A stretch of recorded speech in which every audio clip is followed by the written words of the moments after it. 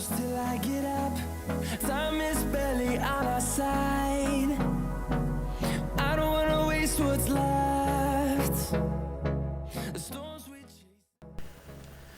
Welcome to YouTube channel education for all. दोस्तों, आज हमने पेडागोजी के एमसीक्यूज़ को सॉल्व करना है। आज की ये हमारी क्लास बहुत ही इंपॉर्टेंट क्लास है। आज हमने बहुत ही ज़रूरी कंसेप्ट्स को क्लियर करना है जो कि PSC federal public service commission और एनटीएस में मोस्ट रिपीटेड हैं। ये हमारा लेक्चर नंबर 4 है। इससे पहले हमने पेडागोजी के बहुत से पास्ट पेपर्स को सॉल्व किया हुआ है। आप हमारे चैनल की प्लेलिस्ट में साबका वीडियोस देख सकते हैं। नए आने वाले दोस्तों से गुजारिश है कि हमारा यूट्यूब चैनल जल्दी से सब्सक्राइब कर लें, बेल के आइकन को प्रेस कर दें, लाइक कर दें और कमेंट कर दें ताकि आने वाली लेटेस्ट वीडियोस आपको वक्त पर मिलती रहें। तो चलते हैं आज की क्लास की तरफ। तो दोस्तों, जैसे कि आप स्क्रीन पर देख सकते हैं कि हमारा आज का पहला एमसीक्यूज़ है the characteristics of the tool that it measures what it is design to measure is A. Validity, B. Objectivity, C. Reliability, C. Usability। तो डियर फॉलोवर्स, इसका आंसर है जी A. Validity। क्वेश्चन नंबर 2 है to determine the students level at the beginning of the instruction teacher uses. कि students के level का तयन करने के लिए एट द बिगिनिंग शुरू में ऑफ द इंस्ट्रक्शंस तालीम देने के शुरू में टीचर यूज़ करता है। कौन सी असेसमेंट यूज़ करता है कि वो ये चीज़ जान सके कि बच्चों का जो लेवल है वो कौन सा लेवल है, मतलब बच्चे क्या जानते हैं क्या नहीं जानते इस स्पेसिफिक टॉपिक के बारे में। A. Placement assessment, B. Formative assessment, C. Diagnostic assessment, D. Summative assessment. तो डियर फॉलोवर्स, प्लीज़ इस वीडियो को लाइक कर दें और हम देखते हैं जी कि प्लेसमेंट असेसमेंट क्या है। सबसे पहले हम प्लेसमेंट असेसमेंट को समझने की कोशिश करते हैं। Placement assessments are used to place students into a course level और एकेडमिक प्रोग्राम। प्लेसमेंट असेसमेंट्स जो होती हैं वो इस्तेमाल होती हैं स्टूडेंट्स को किसी भी कोर्स में दाखिल करने से पहले या कोर्स लेवल में दाखिल करने से पहले या एकेडमिक प्रोग्राम में दाखिल करने से पहले एक छोटा सा एक असेसमेंट की जाती है, एक छोटा सा टेस्ट लिया जाता है जिसे प्लेसमेंट असेसमेंट कहते हैं। इस टेस्ट का मकसद क्या होता है डियर फॉलोवर्स, ये जानना कि बच्चे इस प्रोग्राम के बारे में, इस सब्जेक्ट स्पेसिफिक सब्जेक्ट के बारे में क्या जानते हैं, उन्हें किस चीज़ की मालूमात है। ये किसी भी सब्जेक्ट के शुरू में ये असेसमेंट की जाती है। जैसे एक टीचर डिफरेंट किस्म के क्वेश्चंस पूछ के तलबा से ये जानने की कोशिश करता है कि उनके पास इस स्पेसिफिक सब्जेक्ट के बारे में क्या मालूमात है, वो किस लेवल पर हैं। बच्चों का लेवल जानने के लिए ये असेसमेंट की जाती है। इसके बाद है जी फॉर्मेटिव असेसमेंट। बी ऑप्शन है फॉर्मेटिव असेसमेंट। तो फॉर्मेटिव असेसमेंट डियर फॉलोअर्स एक ऐसी असेसमेंट है जो हम हर वक्त क्लास में करते हैं। जब भी टीचर पढ़ा रहा होता है वो साथ साथ एक असेसमेंट कर रहा होता है और बच्चों का फीडबैक ले रहा होता है, स्टूडेंट्स की परफॉर्मेंस को असेस कर रहा होता है। टीचर स्टूडेंट्स में इनपुट दे रहा होता है और स्टूडेंट्स जो हैं उसकी आउटपुट दे रहे होते हैं क्लासरूम में। क्लास के अंदर जो भी सवाल जवाब होते हैं स्टार्ट टू एंड तमाम फॉर्मेटिव असेसमेंट पर मुश्तमिल होते हैं। जो भी टीचर क्लासरूम में सवाल करता है बास टाइम कहता है कि बच्चों हाथ ऊपर करें, बच्चे हाथ ऊपर करते हैं, किसको आंसर आता है, जिसको आंसर आ रहा होता है वो उसका आंसर देता है। इस तरह टीचर को मतलब इस चीज़ को एनालाइज करता है कि बच्चे कितना हद तक जो है ना इन तदरीसी सरगर्मियों में मावन साबित हो रहे हैं। तो इसकी डेफिनेशन देख रहे हैं। Formative assessment are quizzes and tests that evaluate how someone is learning material throughout a course. Throughout a course के दरमियान। थ्रू आउट अ कोर्स ये होता है जब कोर्स चल रहा है साथ साथ समटाइम्स वीकली टेस्ट आ जाते हैं, इसमें पर डे टेस्ट होते हैं, मंथली टेस्ट होते हैं, ये सारे फॉर्मेटिव असेसमेंट में आते हैं। ये वक्फे वक्फे से या डेली टेस्ट जितने भी होते हैं ये थ्रू आउट अ कोर्स होता है। पूरा कोर्स एंड होने तक ये साथ साथ चलता रहता है।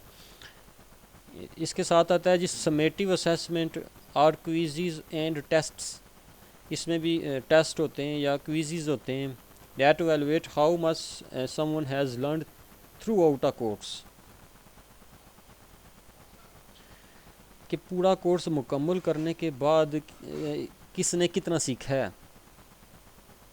इसमें देखें ना, हैज़ लर्नड है ना, हैज़ लर्नड मतलब कितना सीख चुका है, मतलब एक साल के अरसे में जो जब हम टेस्ट लेते हैं बच्चों से, स्टैंडर्डाइज टेस्ट लेते हैं, तो ये समेटिव असेसमेंट में आता है। और समेटिव असेसमेंट एक साल के बाद होती है, ये डेली रूटीन वाइज नहीं होती जैसे फॉर्मेटिव असेसमेंट होती है। तो ये साल में एक बार बच्चों से जो 100 नंबर का पेपर लिया जाता है और उसके मुताबिक बच्चों को नंबर दिए जाते हैं। तो ये क्या होती है जी, समेटिव असेसमेंट होती है। ये क्लास टीचर इस पेपर को तैयार करता है, या फिर जैसे आप मुख्तलिफ़ किस्म के बोर्ड्स जो हैं वो साल के बाद जो पेपर लेते हैं, या स्कूल जो लेता है टेस्ट वगैरह हो गए एक साल के बाद अपनी तरफ से जो लेता है, तो ये समेटिव असेसमेंट में आते हैं। ये साल के बाद होते हैं। और फॉर्मेटिव असेसमेंट इसके मुकाबले में डेली की क्लास में होती है, 30 मिनट की जो क्लास होगी इसमें जो हम असेसमेंट लेते हैं बच्चों से। आई होप आपको ये समझ आ गए होंगे दोनों कंसेप्ट्स। तीसरा है जी diagnostic assessment. Diagnostic assessment Diagnostic assessment is a form of pre-assessment that allows a teacher to determine students' individual strengths, weaknesses, knowledge and skills prior to instruction. अब एक टीचर ने बच्चों को नॉलेज दे दिया फॉर्मेटिव असेसमेंट के through, या जिस तरह भी उसने बच्चों को नॉलेज दिया, इल्म दे दिया, अच्छी तरीके से समझा दिया। अब टीचर ये कोशिश करता है, डायग्नोस करने की कोशिश करता है किसी भी प्रॉब्लम को, उसकी जांच पड़ताल करने की कोशिश करता है कि बच्चा क्यों वीक है, इसकी वीकनेस की वजह क्या है। एक अगर इंग्लिश की टीचर की हम एग्जांपल ले लें, तो वो एक टीचर जो है स्टूडेंट को इस तरह एनालाइज करेगा, वो ये देखने की कोशिश करेगा कि गोया बच्चा प्रोनाउंसिएशन में वीक है, टेंसेस में वीक है, ये क्या प्रॉब्लम है। तो ये जो डायग्नोस्टिक असेसमेंट होती है ये ड्यूरिंग द कोर्स जारी रहती है। इंडिविजुअली बच्चे किसी को चेक कर लिया, जैसे इंफॉर्मेटिव असेसमेंट के बाद भी अगर बच्चा जो है वो किसी चीज़ में वीक हो, तो टीचर ये जानकर उसकी वो वीकनेस दूर करने की कोशिश करता है। और ये इंडिविजुअली बच्चों की वीकनेस को दूर किया जाता है इसकी मदद से। डायग्नोस्टिक का क्या मतलब है जी, डायग्नोज करना, तय तक जाना, किसी चीज़ की तहकीक करना। नाम से ही आप लोग वाकिफ होंगे। अब नेक्स्ट चलते हैं। समेटिव असेसमेंट भी हमने पढ़ लिया डियर फॉलोवर्स से। इसके अलावा ये चारों की हमने डेफिनेशन अच्छे तरीके से पढ़ ली हैं। तो जो शुरू में ली जाती है बिगिनिंग ऑफ द इंस्ट्रक्शन जो होती है, वो फिर हमारा आंसर क्या बनता है डियर फॉलोवर्स, ए प्लेसमेंट असेसमेंट, जो किसी भी कोर्स के शुरू में ली जाती है बच्चों की नॉलेज को चेक करने के लिए, बच्चे किस कदर काबिल हैं और इस सब्जेक्ट के बारे में वो कितना जानते हैं। तो A is the right answer. और पहले का आंसर हमने लगा दिया था जी validity.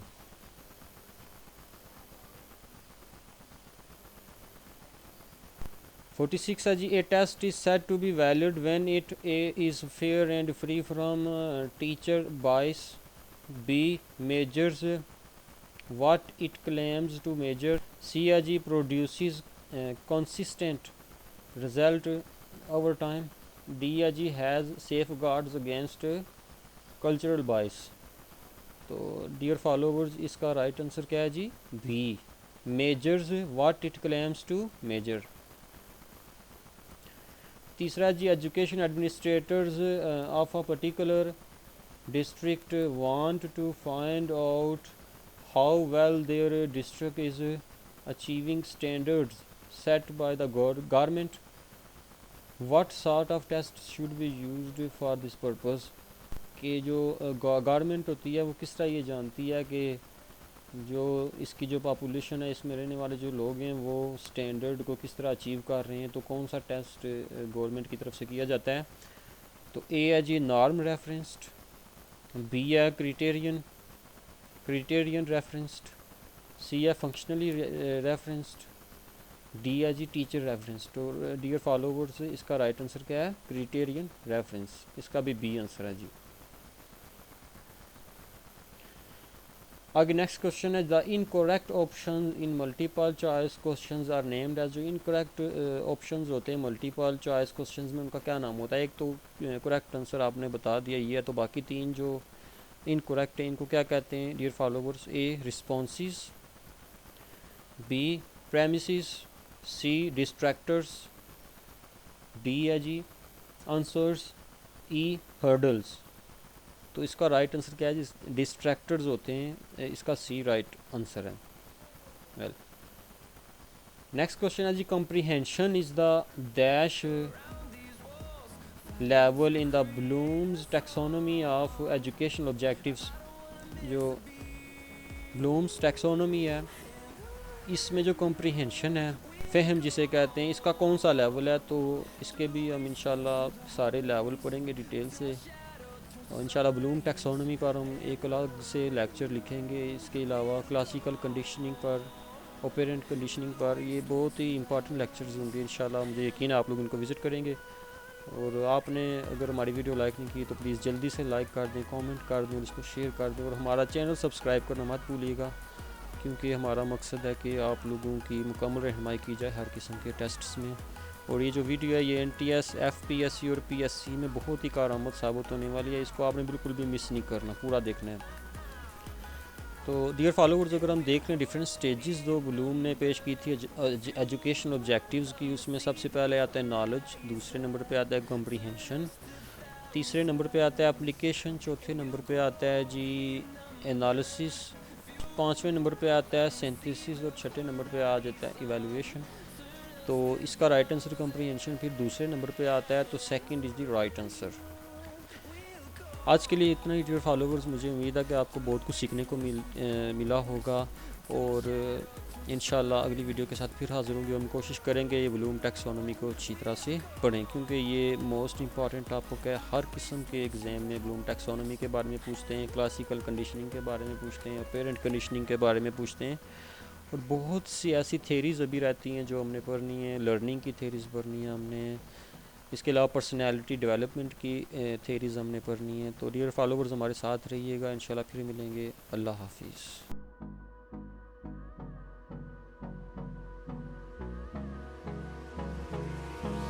Hold me close till I get up. Time is barely on our side. I don't wanna waste what's left.